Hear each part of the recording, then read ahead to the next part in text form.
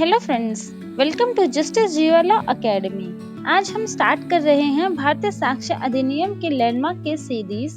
Day 1 में हम foundation cases देखेंगे जो एविडेंस लॉ के बेसिक प्रिंसिपल्स को समझाते हैं। तो चलिए स्टार्ट करते हैं। Case number 1, R versus Ram Babu. ये सबसे पहला केस था जिसमें इंडियन एविडेंस एक्ट का इंटरप्रिटेशन हुआ।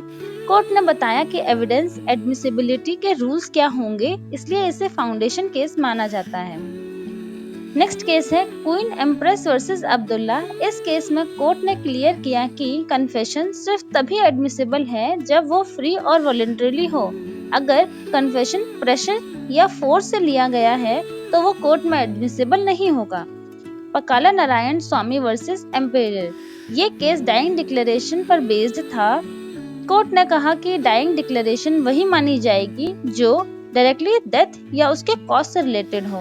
ये अभी भी एविडेंस लॉ का इम्पोर्टेंट प्रिंसिपल है। नेक्स्ट केस है स्टेट ऑफ यूपी वर्सेस द्योमन उपाध्याय। इस केस में कोर्ट ने कहा कि बर्डन ऑफ प्रूफ हमेशा प्रोसिक्यूशन पर होता है। अक्यूज्ड को अपनी इनोसेंस प्रूव करने की जरूरत नहीं है।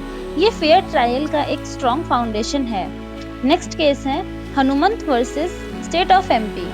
इस केस में सुप्रीम कोर्ट ने रूल सेट किया कि सर्कमटेंशियल एविडेंस एक कंप्लीट चेन बनानी चाहिए और वो किसी और इन्फ्लुएंस को अलाउ नहीं करना चाहिए। ये केस सर्कमस्टेंशियल एविडेंस का बेस माना जाता है। तो फ्रेंड्स, डे 1 में हमने foundation cases of evidence law cover किए।